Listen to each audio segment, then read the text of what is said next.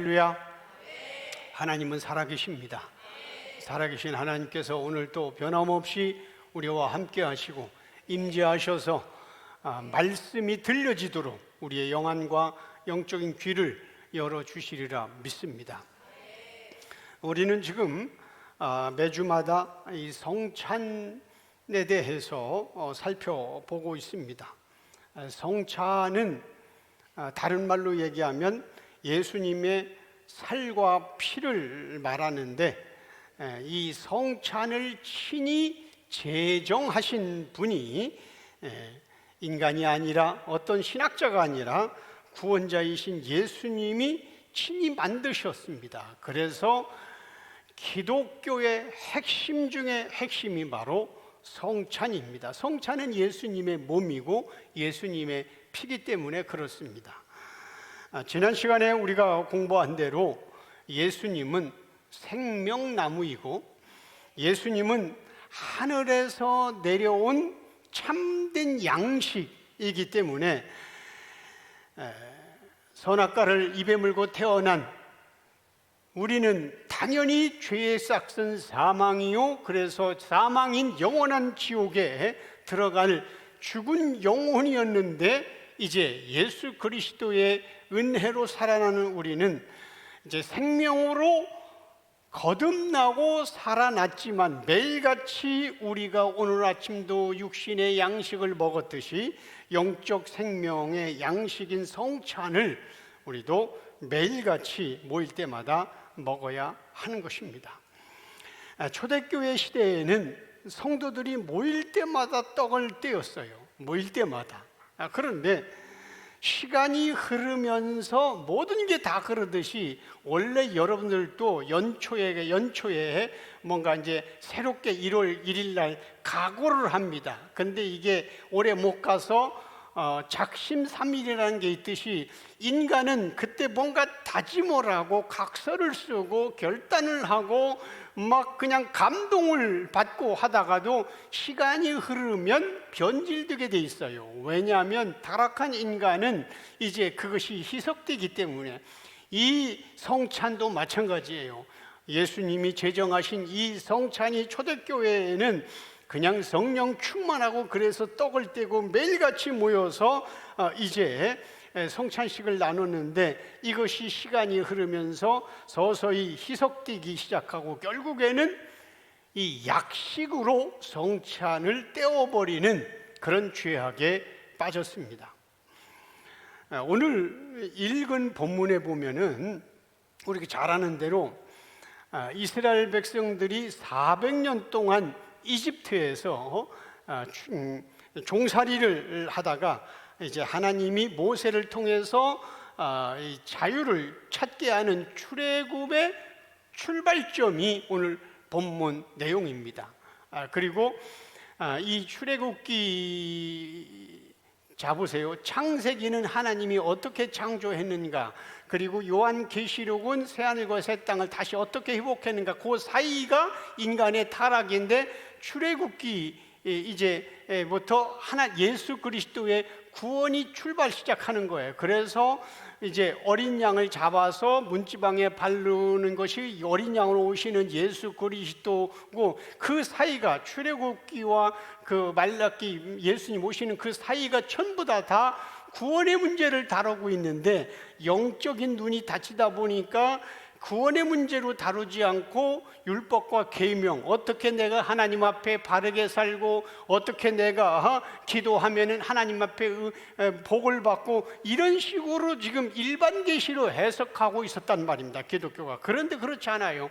바로 창세기에서 타락한 인간이 출애굽기에서 어떻게 구원을 할 것인가에 대해서 예표로, 그림자로, 모형으로 그렇게 하시다가 예수가 실체로 오셨어요. 그러므로 실체가 왔을 때는 모형과 그림자는 다 버려도 되는 것입니다. 실체이신 예수 그리스도가 가기 때문에. 그래서 그 예수 그리스도가 다시 오실 이제 어린 양의 혼인잔치로 끝나는 거예요. 그러므로 성경은 창세기부터 요한계시까지 예수 얘기입니다. 전부 다 구원자 얘기입니다. 이 자체를 신학교에서 이렇게 가르친 적이 없기 때문에 신학을 3년간 공부한 목사들은 그냥 율법과 계명으로 문자적으로 그냥 일반 계시로 설교하다 보니까 그렇게 교회 처음 다닌 입문했던, 저도 그렇고 여러분들도 그렇고 처음 교회 다니면서 그렇게 배웠으니까 당연히 입문이 그렇게 시작했으니까 기독교는 이것이라고 생각하는 겁니다. 그러나 이제 영적으로 하나님이 열어주시고 진리를 열어보니 아닌 거예요. 창세기부터 요한기를 태초에 하나님이 천지를 창조하시니라 흑암급에서 빛이 일사하니 빛이니라. 이 빛이 요한복음 1장에 참빛, 그 빛이 오셨음에 어둠이 깨닫지 못하더라. 그렇게 이어지는 거예요. 전체가 다 이렇게 예수 그리스도로 이어지고 있는, 우리는 그러지 놀라웠게 하나님께서 버리지 아니하시고 이런 예수를 지금 배우고 있는데, 오늘 읽은 본문은 바로 그 출발점. 그래서 이 구약의 출애굽의 그 과정이 바로 모형이라면 이제 실체인 예수 그리스도의 구원을 우리가 붙잡는데, 바로 모형인 그 어린 양의 피, 그게 예수의 보혈이기 때문에 이것이 굉장히 우리에게 구원에 중요한 겁니다. 여기에서 6월절의 어린 양의 피에 대한 언약은 모세가 만든 게 아니라 하나님이 직접 제정하셨습니다. 어린 양을 죽여서 그 피를 문지방에 바르면 하나님의 심판인 죽음의 천사가 지나갈 때에 그 문지방의 피를 보고 그냥 넘어간다는 언약이에요. 이것은 장차 오실 예수 그리스도의 피를 통해 어떤 죄인이라도 구원받는다는 진리를 자세히 설명하는 거예요. 만약에 이게 예수의 모형이 아니라면, 하나님은 전능하신 하나님인데 홍해바다도 가르시고 만나를 40년간 내려주셨던 그 하나님이 굳이 어렵게 문지방의 피를, 그 징그러운 피를 발라야 장자를 안 죽이는 이런 재정을, 그냥 하나님은 이스라엘 백성, 노예로 살고 있던 이스라엘 백성 집에 장자는 놔두고 애굽의, 이집트의 장자들만 그냥 순간적으로 다 죽일 수 있는 능력자인데 굳이 왜 복잡하게 어린 양을 잡아서 문지방에 피를 바르느냐? 그것은 앞으로 오실 예수 그리스도를 설명하려고 하는 거란 말입니다. 그렇지 않으면 하나님은 이렇게 할 필요가 없는 거예요. 왜? 그분은 전능자니까. 중요한 것은 문지방에 어린 양의 피를 바른 그 집 안에 어떤 사람이 있느냐가 중요한 게 아닙니다. 자, 지금 이제 우리 집안에 지금 살인을 하고 한 10명을 죽이고 들어온 사람이 있어요. 또 이 안방에, 또 이쪽 방에는 100명을 간음하고 들어온 사람이 있어요.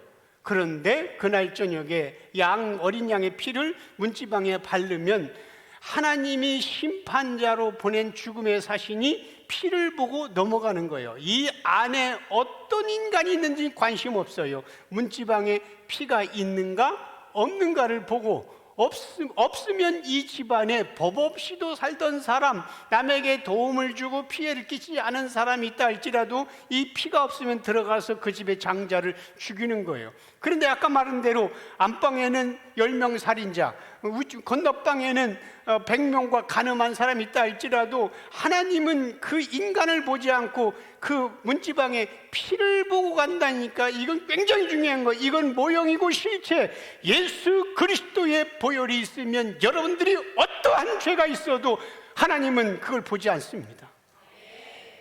이게 기독교의 진리예요. 아니, 모형은 그렇게 해놓고 이제 실체가 와서는 너 그렇게 말씀대로 살지 않으면 지옥 간다, 너 율법을 안 지키면 지옥 간다. 이건 말도 안 되는 거예요. 이거 언밸런스가 되는 거예요. 모형이 그렇다면 실체도 그런 거예요. 그러니까 여러분들에게 예수 그리스도의 보혈이 있으면, 여러분들의 인생의 문지방의 보혈이 발려지고 여러분들이 매일같이 예수의 보혈과 연합되면 여러분들은 세상이 다 죽일 놈이라고 손가락질을 한다 할지라도 그 보혈 보고 구원하는 거기 때문에 다 구원받을 수 있습니다. 이걸 놓치면 안 되는 거예요.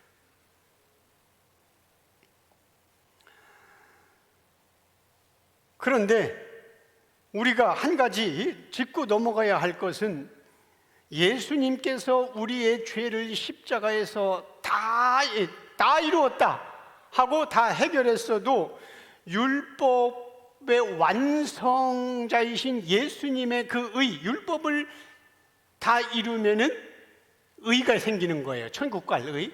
근데 우리는 못 지키니까 예수님이 율법 완성자로 오셨으니까 율법의 의를 가지고 있는 그 예수님의 의를 우리에게 전가를 받아야 되는 겁니다. 죄가 없어도 전가를 받아야 하늘나라에 들어가는 거예요. 다시 말하면 죄 문제 해결이 곧 천국 입성은 아니란 말입니다. 예를 들어서 감옥에 있던 사람이 이제 예를 들어서 20년 감옥을 이제 20년 형 언도를 받았는데 5년 있다가 대통령 특별 사면으로 나왔어. 그렇다고 이 사람이 무슨 대통령 면담까지 받아 그냥 자동으로 가느냐? 아닙니다. 대통령이 초청을 뭔가 받아야 갈 수가 있는 거예요. 그죠? 그러니까 이 사람은 이제 사면을 받아서 죄가 없다고 나왔어. 그것이 청와대로 들어갈 수 가는 그런 그 능력까지 얻은 게 아니란 말입니다. 청와대에서 다시 이 사람을 뭐 초청장을 보낸다든가 뭔가 해야 들어가는 거지.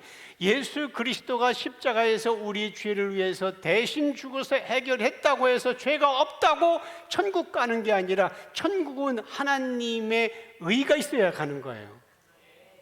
십자가에서는 죄만 사라진 거예요. 우리 죄 대신 예수를 믿으면 죄. 근데 이제 죄만 사라졌다고 천국 가는 게 아니라 천국에 살 수 있는 의가 덮어져야 되는 거예요. 그 의가 바로 예수 그리스도가 율법과 계명을 완벽하게 지킨 것을 우리에게 토스해 주어서 그 의를 붙잡는 거예요. 그래서 그 예수의 의를 붙잡은 사람은 율법과 계명에서 자유하는 겁니다. 이 얼마나 놀라운 진리인지 모릅니다. 이거를 이 시대가 다 놓치고 있는 거예요. 그래서 내가 이렇게 해도 정말 구원 받을 수 있나? 내가 이렇게 놀아도 되나? 우리 예담교회 수요예배도 없고 새벽기도 없는데 구원 받을 수 있나? 아직도 지금 못 벗어나고 있는 거예요.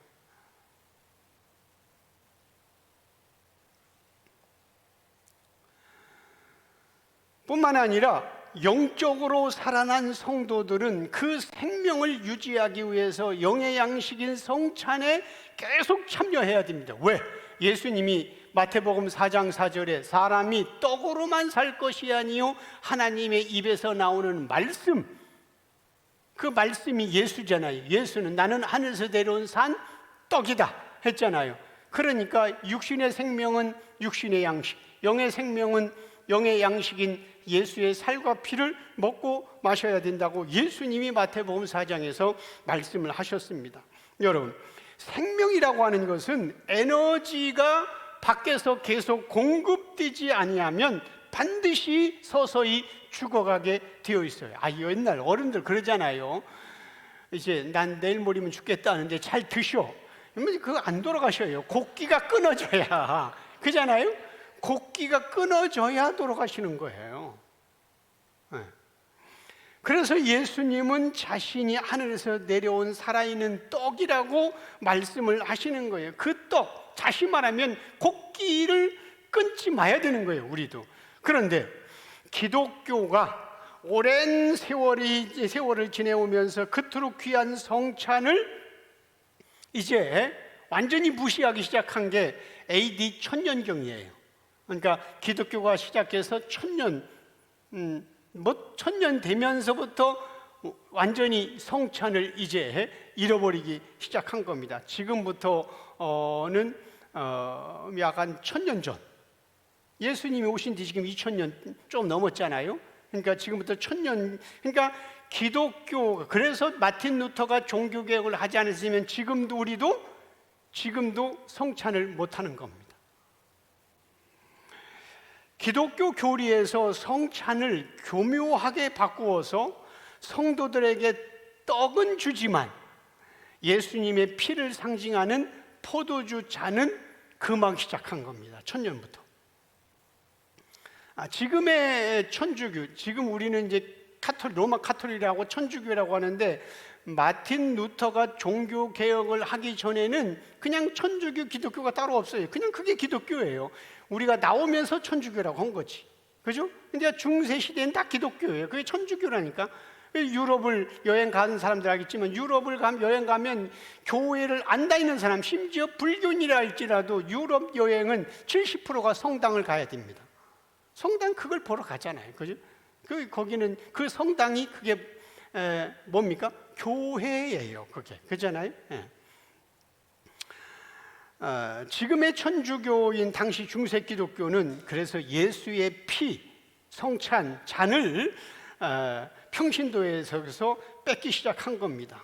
예수님은 분명히 말씀하셨습니다. 너희가 다 이것을 마시라, 이렇게 명령했는데, 인간의 잘못된 교리가 주님의 그 명령을 난두질한 거예요. 성찬에 대한 예수님의 명령을 이제 첫 번째 시간에 말씀드린 다시 한번 우리 상기하고 가겠습니다. 짚고 넘어가겠습니다. 마태복음 26장 26절에 28절 같이 읽습니다. 그들이 먹을 때 예수께서 떡을 가지사 축복하시고 떼어 제자들에게 주시며 이르시되 받아서 먹으라, 이것은 내 몸이니라 하시고, 또 잔을 가지사 감사하기도 하시고 그들에게 주시며 이르시되 너희가 다 이것을 마시라, 이것은 죄 사함을 얻게 하려고 많은 사람을 위하여 흘리는 바 나의 피 곧 언약의 피니라. 자, 이게 예수님이 이제 십자가에 죽으시기 전날 밤에 이제 내가 곧 죽을 건데, 죽으면 내가 십자가에서 물과 피를 다 쏟고 살 찢길 거다. 그런데 나는 부활하고 올라갈 건데 너희들은 내가 올 때까지 이걸 해야 된다. 그렇게 하시는 거죠. 언약의, 왜? 언약의 피라. 그래서 26절에 받아서 먹으라. 받아서 먹으라. 이건 내 몸이다. 또 27절에 너희가 이 잔을 마셔라.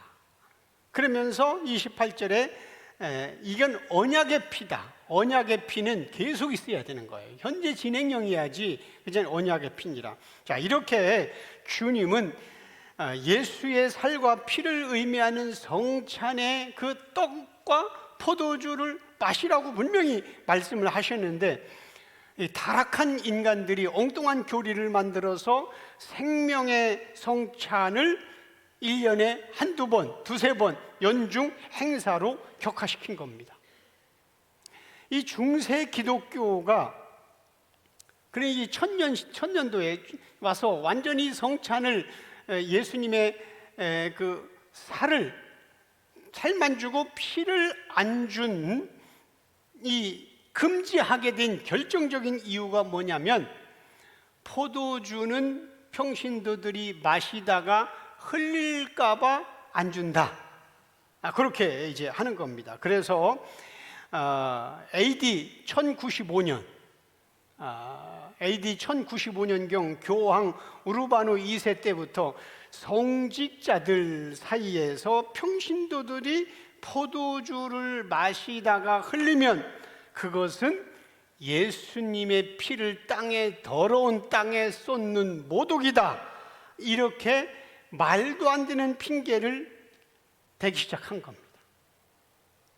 처음에는 어떻게 줬냐면, 이 빵을 포도주에 적셔서, 우리도 옛날에 처음에 그랬어. 아주 뭐 이런 걸 몰랐을 때에는 우리도 어떻게 했냐면, 이만한 대접에다가, 그치?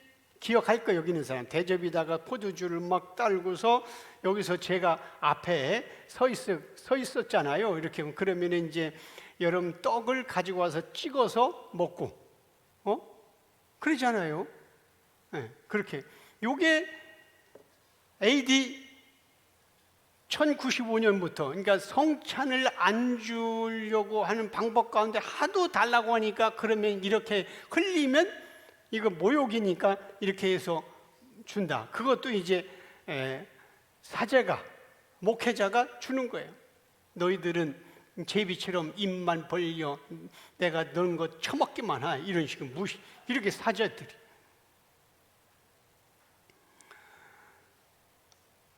그렇게 이제 처음에는 빵을 포도주에 적시어 주는 그런 편법을 방식으로 하다가 점차 평신도에게는 아예 잔을 주지 않는 관행이 12세기 기점으로 이제 전 유럽으로 확산된 겁니다.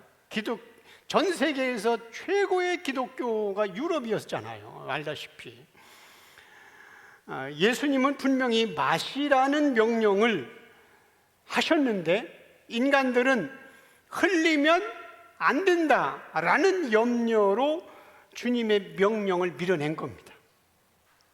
물론 성찬을 바닥에 쏟지 않도록 주의해야지. 우리 교회도 저 뒤에서 이제 놓고 가져올 때에 내 쏟는 거 몇 명 봤어. 뭐 그렇다고 쏟았다고 주님의 피하고 밑에 무릎 꿇고 핥어?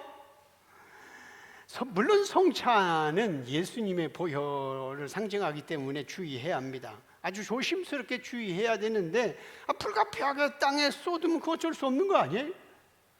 그런데 그런 말도 안 되는 핑계를 대면서 생명이 되는 예수의 피를 마시지 못하도록 금지한다는 것은 이건 성경을 아주 왜곡한 것입니다. 그러다가 13세기에 들어와서 아예 교리로 이렇게 만들었어요. 빵만 먹어도 피를 먹은 거와 같다. 이 교리를 만드는 거예요. 무슨 얘기냐면 살 속에는 피가 들어있기 때문에 예수님의 살을 의미하는 빵만 먹어도 그 빵 속에 보혈의 피가 들어있다는 궤변입니다. 이걸 어떻게 했냐면 그러면 칼 가지고 네 살, 예수님의 살과 예수님의 피니까 칼 가지고 딱 비면 피가 안 나오냐? 살을 렸는데 그 살에서 피가 묻어나오지 않냐? 그런 거로 빵만 먹어도 예수의 피가 있다. 논리적으로는 그렇게 이제 맞아요. 살 비면은 살 딱 비면은 여기도 피가 나오고 살점도 피 있으니까 먹으면 피와 같이 먹은 거지. 그런 논리를 펼쳐서 빵만 먹어도 피를 먹은 거다. 이렇게 궤변을 늘어놨다니까. 아주 이상한 교리를 만든 거예요. 이것은 천주교가 주장하는 화채설과 공존 도리가 결합된 궤변입니다. 여러분, 천주교의 성찬 신학은 화채설입니다. 이 화채설은 뭐냐면 빵과 포도주, 이제 우리 좀 이따가 설교 끝나고 볼 건데 빵과 포도주가 분명히 포도주야. 그리고 빵이야. 그런데 이것이 우리 목구멍에 넘어가는 순간 실제로 예수님의 살로 변화되고 예수님의 피로 변화된다는 거예요. 실제로 이걸 화채설이라고 하는 거예요. 이 화채설은 아리스토텔레스와 토마스 아퀴나스의 철학적 개념으로 만든 건데 이거 다 얘기할 수는 없고, 그리고 공존도리가 있는데 공존도리란 뭐냐면 이 살 속에 피가 포함됐다는 거예요. 즉 그러니까 빵만 먹어도 예수님의 그 몸과 피를 먹고 마신 거다. 이 공존한다. 이 공존도리를 또 만든 거예요. 하여튼 인간들이 단어를 잘 만들어요. 이런 교리와 논리를 주장하면서 굳이 잔을 마실 필요가 없다고 교리와 신학적으로 정당화했습니다. 이것은 성경과 예수님을 거부하고 대적하는 타락한 인간의 아주 본성에 극치인 것입니다. 인간의 편리와 자기 생각으로. 예수님은 분명히 먹어라 그리고 마셔라 하셨는데 신학자들은 안 마셔도 된다. 왜? 먹는 빵 속에 피가 있으니까. 이렇게 예수님의 명령을 자기 마음대로 편집해 버린 겁니다.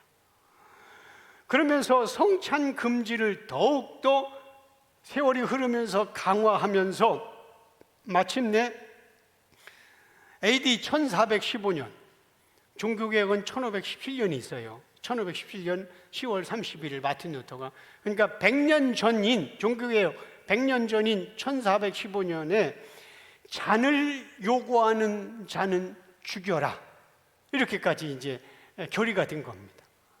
교회에서 이제 빵만 이렇게 주었는데 잔을 달라고, 성경에 보니까 우리도 포도주 마셔야 되겠다 하니까 이제 빵 속에 피까지 들어있다고 신학으로 만드는데 이걸 믿지 않은 것들은 다 죽여라, 이렇게 시작한 겁니다. 그래서 AD 1414년 콘스탄틴 공회가 열렸는데 이때가 가장 역사상 결정적인 성찬 학살입니다. 이 콘스탄틴 공회란 뭐냐면 이 가톨릭 교회의 분열, 그때 많이 분열됐어요. 동방교회와 서방교회가 됐는데 이 당시 수습하고 대통합을 하기 위해서 독일의 남부 콘스탄츠라고 하는 지역에서 열린 제16차 세계 공회예요. 이게 자, 이때 콘스탄 공회가 이때에 체코의 유럽의 체코의 종교 개혁자인 얀 후스가 한번 띄워주실래요? 내가 오늘 이렇게 했는데 이게 잘 보입니까? 내가 이제 재미나이한테 체코의 종교개혁자 후스의 사진 좀 보려줬더니 저걸 딱 해주면서 이거 말고 사진 했더니 1414년대에는 사진기가 없어서 사진이 없고 동상으로 이렇게 만들었습니다. 얘가 그러더라고요, AI가. 그래서 이제 저거를, 그치, 1414년이니까 체코의 수도에다가 이제 저렇게 이제 종교개혁자니까 세웠어요. 이 얀 후스라는 사람인데 이게 대학교 교수예요. 대학교 교수면서 이제 설교도 하는 사람인데 이 사람이 독일의 콘스탄틴 공회에 참석했다가 이제 참석하면서 성경대로 평신도에게도 떡과 잔, 포도주를 다 주어야 한다고 외쳤어요. 거기서. 그러니까 종교개혁은 1517년 마틴 루터가 한 것 같지만은 그 전부터 씨앗이 떨어지기 시작한 거예요. 다 그잖아요. 뭐든지 그러잖아요. 농민운동 같은 경우도 그때 날짜만 나온 거지 그 전부터 막 시작하다가 팍 터진 게 그 날짜잖아요. 종교개혁도 마찬가지예요. 그래서 종교개혁은 마틴 루터만이 한 게 아니라 그 앞절에 루터보다 더 연장 앞에 살았던 칼빈이 더 크게 한 거고요. 이런 얀 후스라고 하는 사람이 거기서 외친 겁니다. 평신도에게 떡만 주지 말고 우리에게도 잔을 달라, 이렇게 외친 겁니다. 그런데 천주교 공의회에서는 평신도에게 잔 주는 것을 금지한다고 공식 법령으로 선포했다는 근거로 이렇게 잔을 달라고 했던 얀 후스를 화형에 처합니다. 오늘 설교 들은 거 적었다가 모르면 재미난 집에 가서 화형이 왜 처했는지 한번 찾아보면 알 거예요. 역사가 나오는 거니까. 화형에 처하는 거예요. 이 얀 후스는 프라하 대학 교수이자 AI한테 찾아보니까 프라하 대학 교수이자 설교자입니다. 루터보다도 100년 앞서서 종교개혁을 외쳐냅니다. 이것이 결국은 후일의 체코의 후스 전쟁으로 발달됐다고 그래요. 후스 전쟁이 뭐냐고 또 AI한테 쭉 찾아보니까 이제 결국은 십자군 전쟁으로 이렇게 이제 연결되는 거더라고. 그 이후에는 예수의 피를 달라고 외친 자는 무조건 후스를 화형시킨 이유로 근거가 있으니까 불태워 다 죽이는 거예요.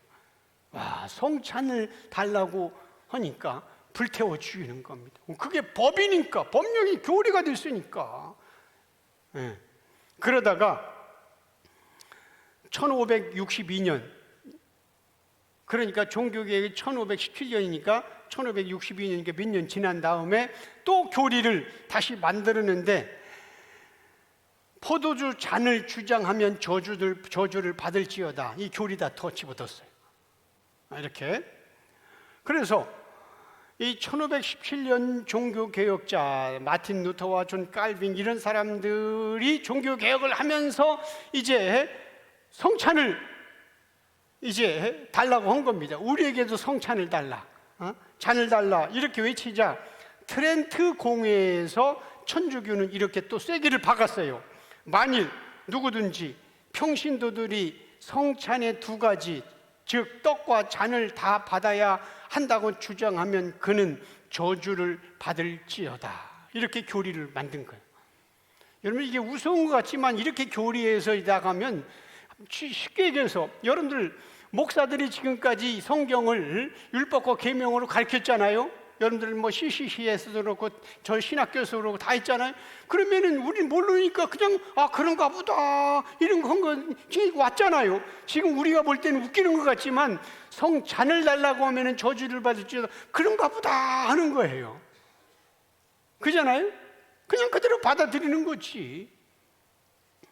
그래서 이때가 이제 트렌트 공의회인데 이 트렌트 공의회라는 1545년 마틴 루터 등 종교 개혁자들을 대응하기 위해서 이탈리아, 지금 로마죠, 이탈리아 북부 트렌트에서 개최된 제19차 세계 공의회입니다. 자, 이때 결의된 사항이 뭐냐면 잘 들어보세요. 이때 천주교가, 그러니까 중세 기독교가 어떻게 결의했냐면 오직 믿음으로 구원받는다는 종교개혁자들의 주장을 거부하고 구원에는 믿음과 선행이 모두 필요하다고 결의하다. 두 번째, 오직 성경만을 하나님의 말씀의 권위로 인정하는 종교개혁자들의 주장을 거부하고 카톨릭의 오랜 전통과 전승으로 내려온 교권도 성경과 동등한 권위를 지녔다고 선언함. 그래서 여러분들 알다시피 천주교는 교회가 성경 위에 있다는 거, 이건 뭐 여러분들 알잖아요. 천주교는 교회가 성경 위에 있다고 봐요. 우리는 성경 위에 아무것도 없어요. 그런데 천주교는 교회가 성경 위에 있다고 그래요. 왜 그렇게 주장하냐면 사본들이 엄청나게 많은데 100권의 사본 가운데 공의회가 모여서 요 사본만 뽑아서 정경으로 만들었다는 겁니다. 그러니까 다른 사본도 뽑을 수 있는데 이렇게 지금 성경을 정경화한 것은 교회가 모여서 했다는 거예요. 그래서 교회가 성경 우회가 있고 그 다음에 교회 위에 사제가 있다고 하는 겁니다. 이게 이제 예수 계시 이전에는 그래서 목사를 그렇게 높인 겁니다. 그 다음에 세 번째는 뭘 결의했냐면 종교개혁자들이 주장한 세례와 성찬 외에 칠성례를 계속 유지한다고 선언하는 거예요. 칠성례. 여러분들 천주교 조금이라도 다녀본 사람 알 겁니다. 칠성례는 고해성사, 견진, 신품성사, 혼배성사, 병자성사, 영세, 성찬 7개.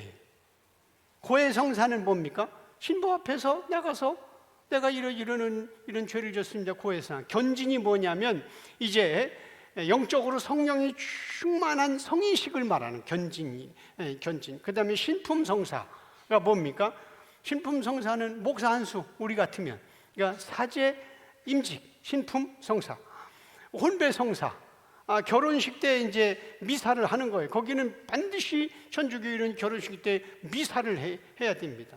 옛날에 한 10년 전에 내 조카가 결혼해서 그 엄마 아빠가 이제 처족한데 천주교 단에서 갔더니 뭐 이렇게 신부가 이렇게 하던데 그때에도 어떻게 했냐면 어떤 신부는 지만 혼자 이렇게 해서 이제 먹고 나머지는 다 떡만 나와서 떡만 받아가더라고요. 떡만. 어떤 신부는 신랑 신부까지는 잔 준다고 그래요. 지 마음이지 뭐. 그때 나는 뒤에 앉아 있었고, 근데 쭉 나가서 또 하나씩 받아서 떡만 이렇게 가는 걸 내가 직접 현장에 봤는데, 혼배성사, 그 다음에 병자성사는 환자에게 치유 사역하는 걸 병자성사라고, 그 다음에 영세, 오늘날 말하면 우리가 세례 주는 거고, 성찬. 이런 천주교 교리를 확인하는 것이 바로 트렌트 공의회입니다. 트렌트, 바로 이탈리아, 지금 로마에서 이렇게 한 거죠. 이때 결의로 오늘날까지 천주교 미사의 표준은 평신도들에게 성체만 준다. 성체가 뭐예요? 떡, 성체만 주는 것으로 되어 있습니다. 뭐 특별한 날에는 잔도 허용하지만 기본적으로는 평신도들에게 포도주가 배제되어 있습니다. 사제가 떡 먹여주는 거 사진 한번 찍어보세요. 이게 이렇게 천주교가 하는 거예요. 저게 사제가 제비새끼처럼 하면은 이거 나 처먹어라 이렇게 넣어주는 거예요. 저게 천주교에서 하는 거 실제예요. 천주교를 설명하는 그 유튜브에서 제가 캡처한 거예요. 분명한 것은 예수님의 명령은 받아 먹으라. 너희가 이것을 다 마셔라. 이렇게 했단 말입니다. 그럼에도 불구하고 천주교는 먹기만 해라, 빵을. 하지만 마시는 거는 사제만 하겠다. 너희는 빵만 먹어도 충분하다. 왜? 거기에 피가 들어있으니까. 이것은 미사가 반쪽짜리. 그러니까 결국은 1000년 동안 기독교 1517년에 종교회 그 전에 반은 기독교, 하여튼 1000년 동안 천주교는 성찬이 없는 겁니다. 지금도 그렇다니까. 내가 AI한테 물어봤어. 야, 지금 천주교에서 떡만 주다가 지금도 잔 주냐? 한번 다 찾아서 알아봐라. 그랬더니 안 주는 게 원칙입니다.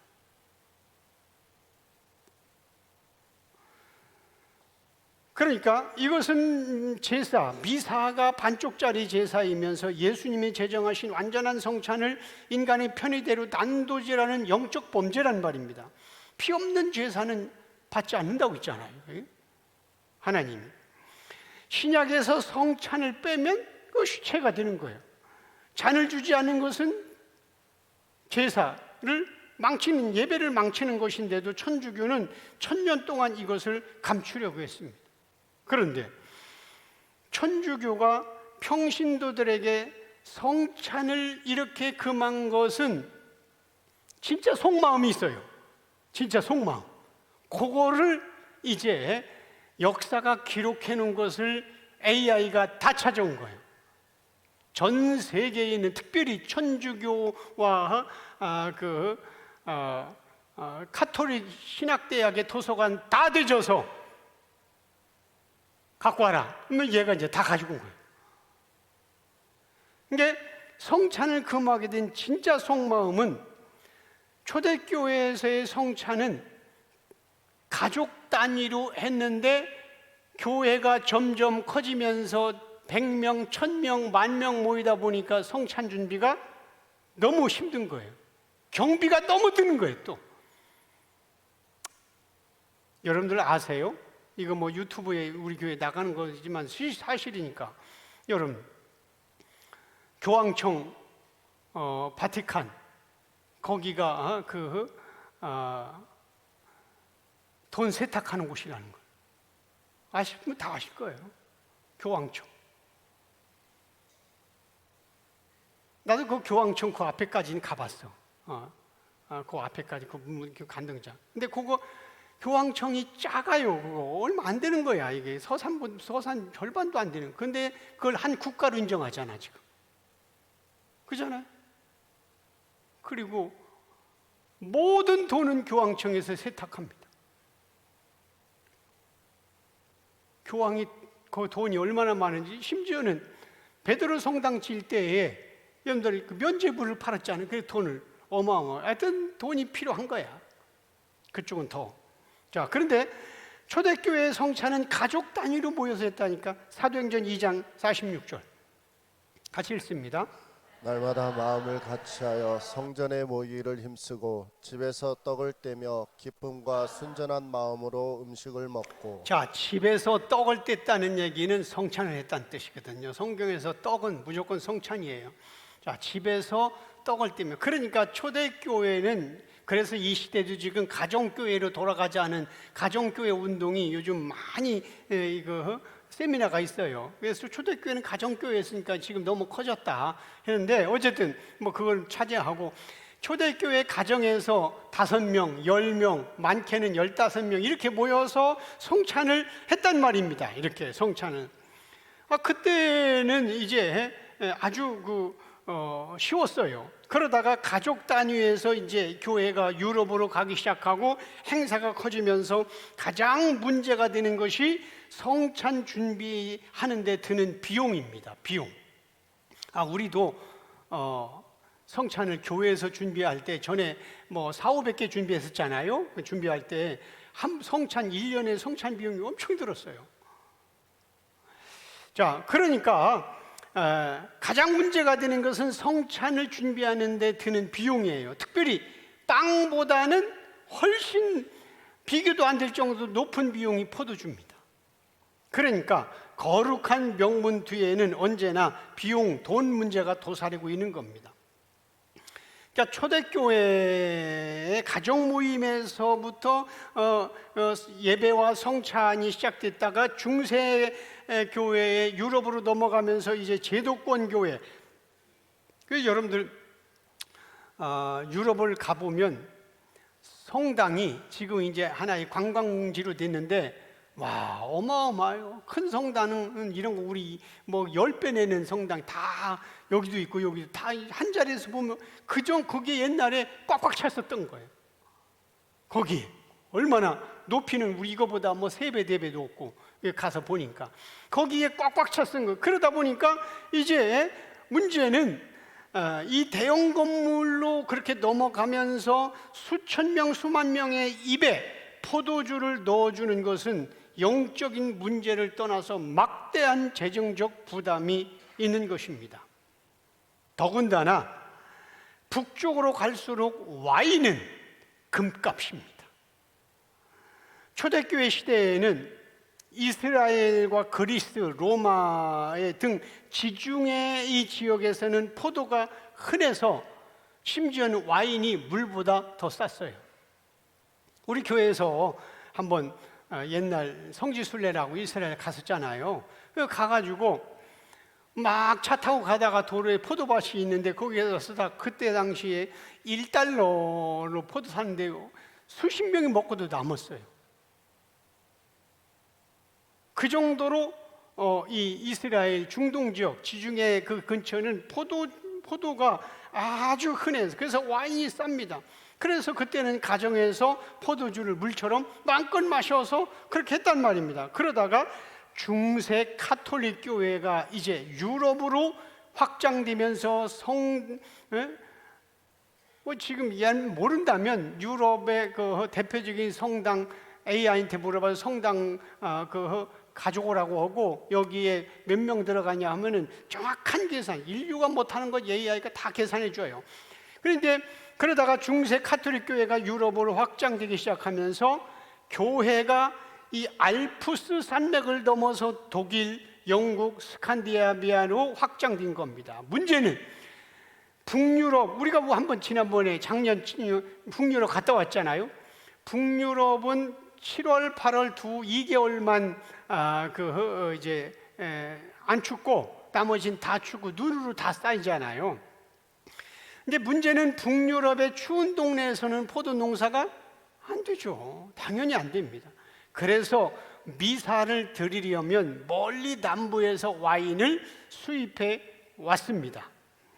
근데 당시 1500년대니까 당시 물류 비용을 생각하면 북유럽의 시골 교회에서 작은 교회에서 매주마다 전 교인들에게 와인을 돌리는 것은 교회 재정을 파산시키는 일이었습니다. 결국 빵은 쉽지만 그들은 빵을 유럽도 먹으니까 와인은 어렵다였습니다. 그 단가 차이가 어마어마했습니다.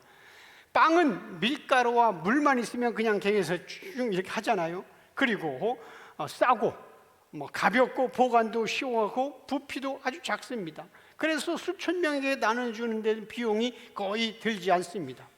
그런데 와인, 포도주는 비쌉니다. 왜? 수입해야 되니까.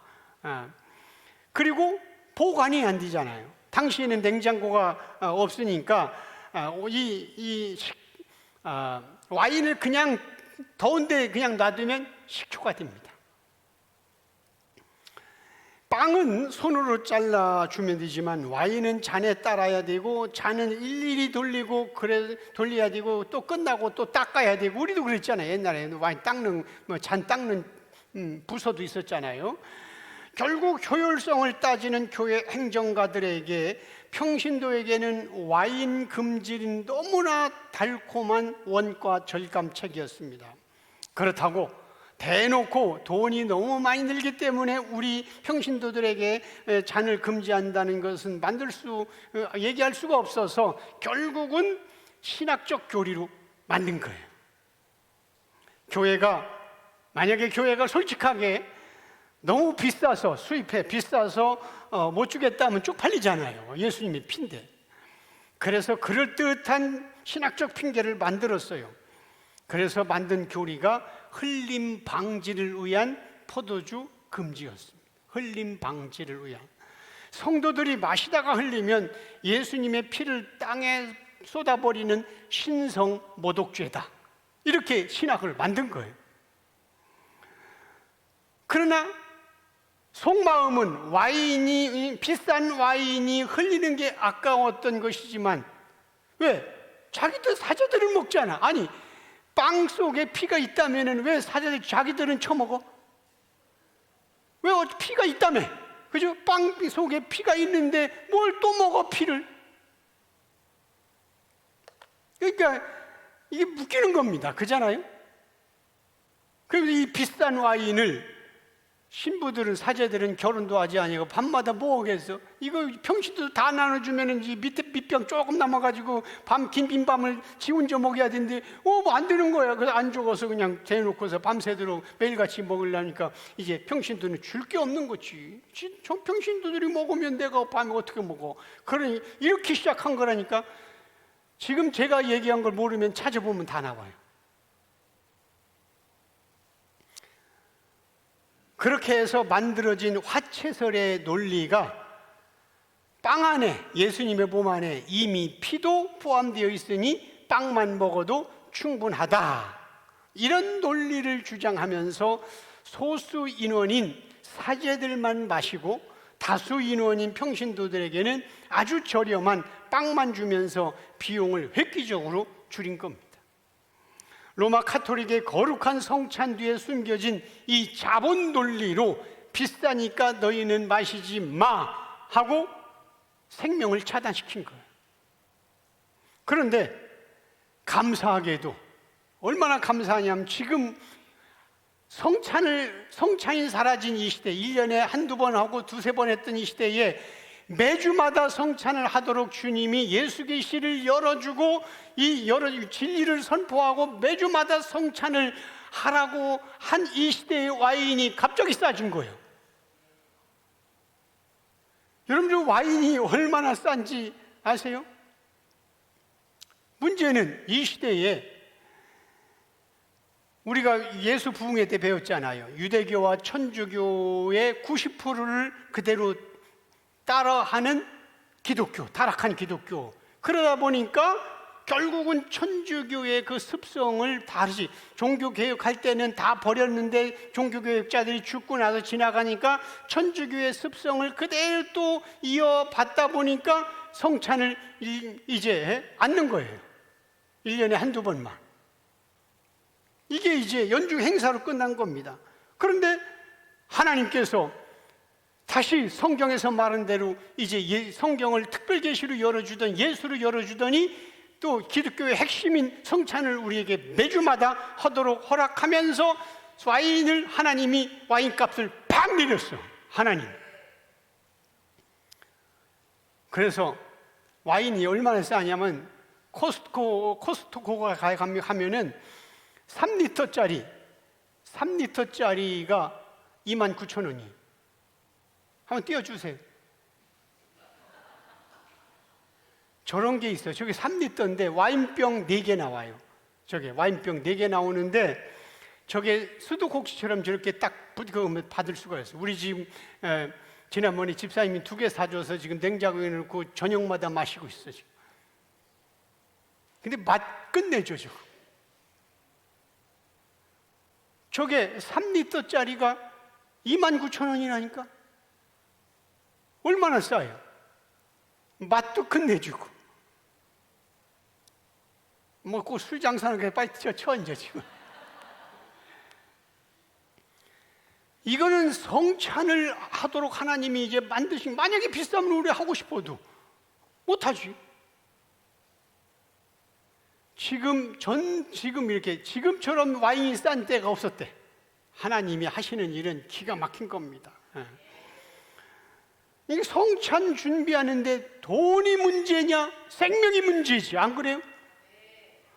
로마 천주교가 성찬에서 예수님의 피에 해당하는 잔을 뺀 역사적 공의회가 지금까지 기록에 생생하게 남아있는데, 이거를 기록은 도서관에 남아있는데 이걸 가르치지 않았고, 왜? 기독교도 그렇게 따라가고 있으니까. 잠깐 설명하면, 최초의 금식 공지는 콘스탄티 공의회 AD 1415년 6월 15일 제13회 죄명, 예수님의 성찬 명령을 준행하면 그는 이단으로 규정했다. 성찬하면 이단이래. 우리도 나간 것들이 매주마다 성찬하니까 이단이라며. 이거 천주교가 그렇게 했단 1415년. 역사는 수레바퀴로 매일 도는 거야. 이것이 가장 결정적인 장면입니다. 이전까지는 관습적으로 안 주던 것을 이때부터 아예 법으로 금지해버린 겁니다. 체코의 개혁자 얀 후스와 그의 추종자들이 성경대로 우리에게 잔도 달라 요구하자 교황청이 격분했습니다. 그래서 공의회 결정문에는 이렇게 기록하고 있어요. 기록해 보면, 비록 초대교회에서는 떡과 포도주가 모두 평신도들에게 주어졌지만 이제부터는 평신도들에게 떡만 주는 것을 교회의 법으로 확정한다. 이 법을 거부하고 잔을 마셔야 한다고 주장하는 자는 그 순간부터 이단으로 처벌한다. 이렇게 기록되어 있어요. 인간이 타락하면 그런 거예요. 그리고 교회에 나갔더니 처음 그렇게 하면 이 교회가 이런 거구나 하고 그냥 믿는 거지.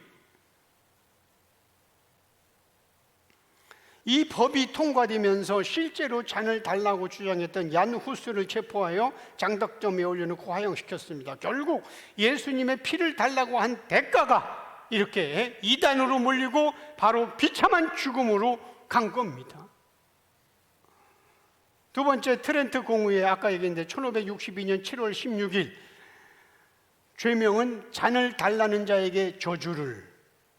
이 종교개혁자들 마틴 루터와 칼빈이 이제 일어나서 종교개혁을 해서 잔까지 이제 성경으로 돌아가자 외치니까 천주교는 오히려 문을 더 굳게 닫기 시작한 겁니다. 그래서 1517년 루터와 칼빈 등 종교개혁자들을 통해서 새롭게 탄생한 기독교, 이걸 개신교라고 하잖아요. 그 기독교가 모든 성도들은 잔을 마셔야 한다고 외치자 이에 반박으로 천주교 공의회가 소집된 겁니다. 그래서 그 공의회가 결정된 게 이제 쭉 있는데, 대표적인 것만 일체 1조, 만일 누구든지 평신도들이 성찬의 2가지 떡과 잔을 다 받아야 구원에 필요하다고 말한다면 그는 저주를 받을지어다. 제2조, 거룩한 교회, 가로 열고 천주교가 평신도들에게, 천주교를 거룩한 교회라고 하잖아요.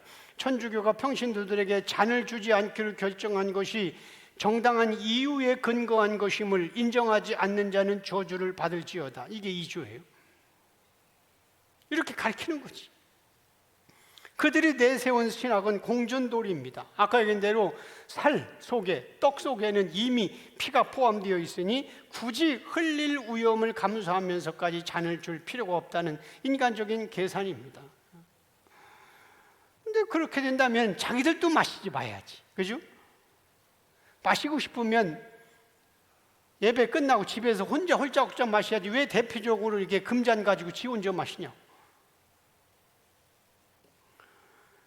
그리고 제2차 바티칸 공의회는 1962 최근이에요. 1962년. 내가 62년생인데 여기 나오네. 1962년에서 1965년 죄명 특별한 날에만 생색내기 잔을 돌리다. 그러니까 특별한 날이 뭐예요? 바로 결혼식 날 둘만. 그러니까 현대에 와서 잔을 주지 않는 것에 대해서 아주 이제 비판인 거지. 성경이 나오는데 왜 니들만 먹냐 하니까 특별한 경우 뭡니까? 결혼식 날. 그리고 서원식이 있는 주교회 허락하에서 평신도에게도 잔을 줄 수 있다라고 살짝 문을 열어놨습니다. 1962년도에. 그러나 여전히 원칙은 평신도들에게 떡만 줍니다. 그래서 제가 궁금해가지고 찾아봤다니까, 유튜브에서 찾아보고. 매주 드리는 미사에서 평신도는 여전히 잔에서 배제된 겁니다. 문제는 천주교가 그렇다 하고 지금 비난하는 게 아니라 기독교가 그걸 그대로 지금 답습하고 있다는 거예요. 이런 공의의 기록은 지울 수 없는 역사적 팩트인 것입니다. 그래서 1415년 콘스탄틴에서는 예수님의 명령을 따르는 자는 화형시켰습니다. 예수를 전하는 교회가 예수의 명령을 따르면 화형시켰고, 1562년 트렌트에는 예수님의 명령을 따르는 자는 저주를 했고, 그들은 이것을 받아 마시라는 그 예수님의 유언을 흘리면 안 되니 마시지 말라라고 하는 인간의 교리와 지침으로 덮어버린 겁니다.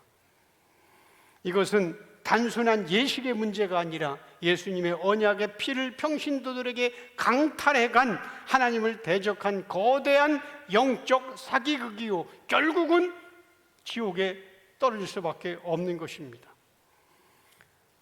하나님이 오죽했으면 후스라든가 쭈잉글리라든가 칼빈, 루터를 통해서 다시 시작하겠어. 너무 어느 정도만 타락했으면 좀 전부 다 고쳐 쓰는데 아예 타락해가지고 그냥 계시를 열어준 몇 명에 빠져서 다시 시작했다니까. 그러면 다시 시작했다는 얘기는 이것은 버린다는 뜻이지, 만약에 이걸 안 버린다면, 기존 걸 안 버린다면 고쳐 쓰면 되는 거예요. 그죠? 우리가 집을 지을 때에도 다시 하나 했다는 얘기, 이걸 부신다는 뜻이에요. 그죠? 자, 그러면 지금 이 시대에 하나님은 고쳐 쓰지 않습니다. 다시 시작하는 거예요. 성찬을 열어주고 성경을 예수로 풀어주고.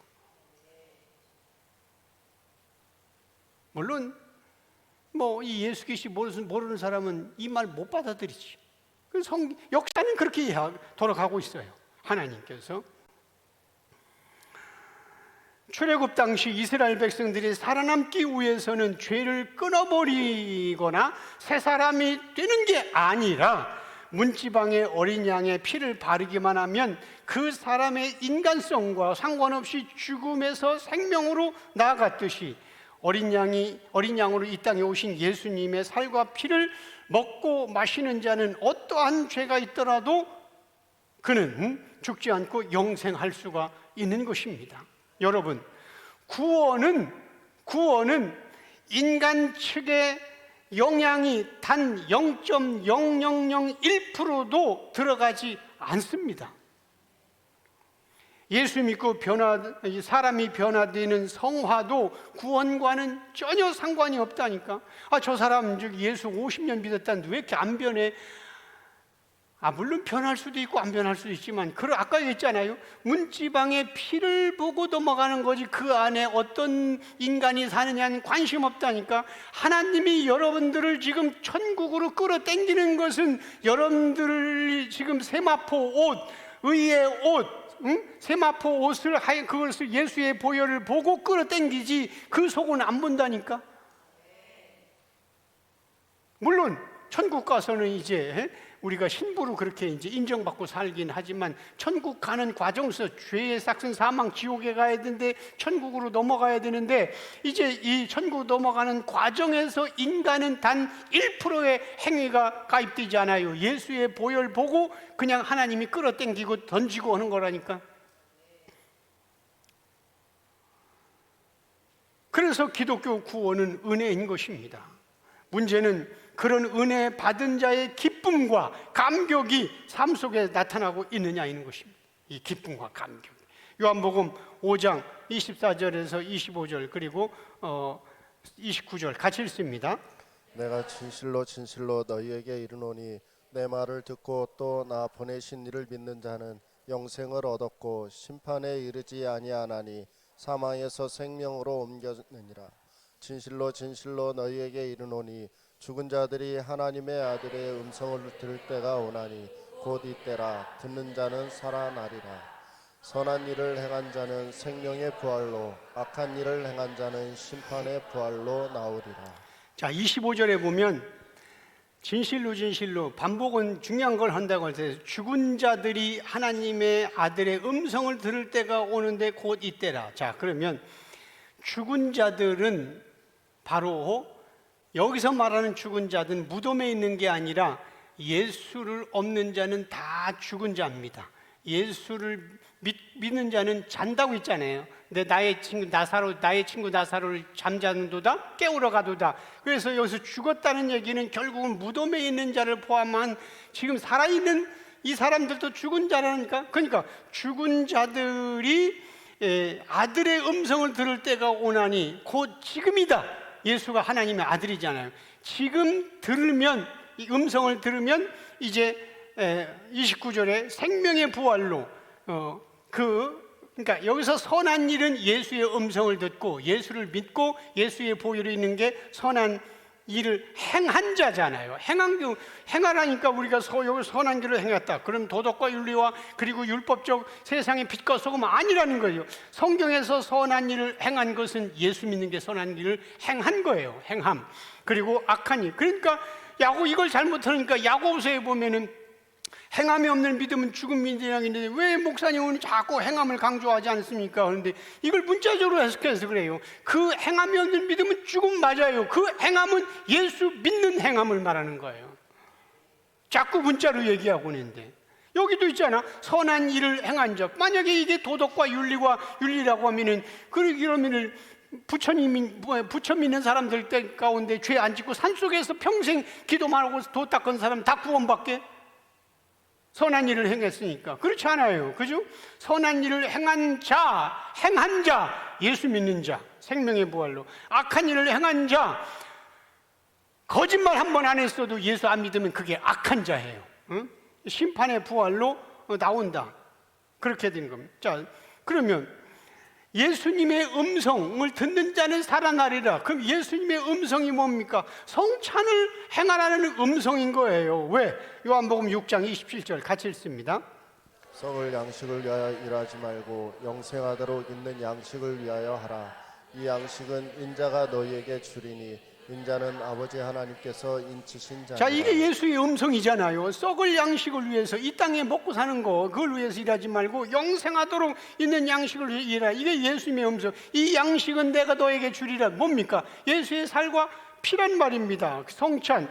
이 성찬이 있으면 예배고 성찬이 없으면 예배가 아니라니까. 모임이라니까. 요한복음 6장 45절에서 54절에서 56절 같이 읽습니다.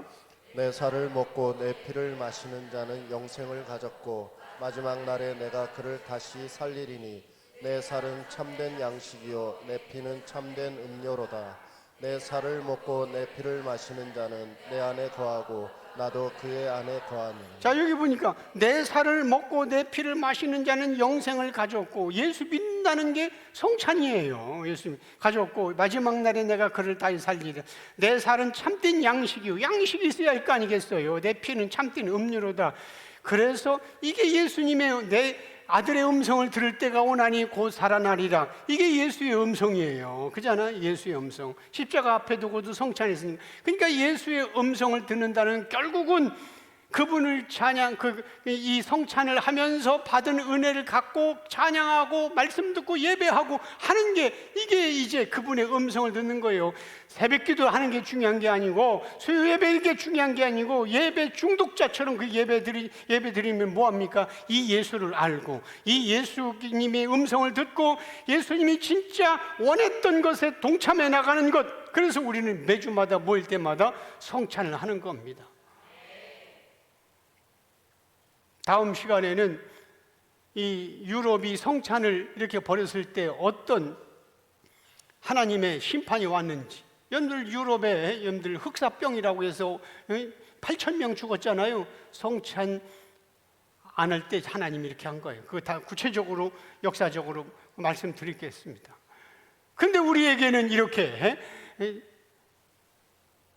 거의 99%가 매주마다 드리지 않는데, 하나님은 이런 성경을 예수로 열어주시고 이렇게 성찬을 매주마다 하도록, 그래서 주의 음성을 듣고 예수의 생명을 매일 모일 때마다 이렇게 느낄 수 있도록 이렇게 허락해 주신 겁니다. 이런 좋으신 예수님께 감사와 찬양과 영광의 박수를 올려드립니다.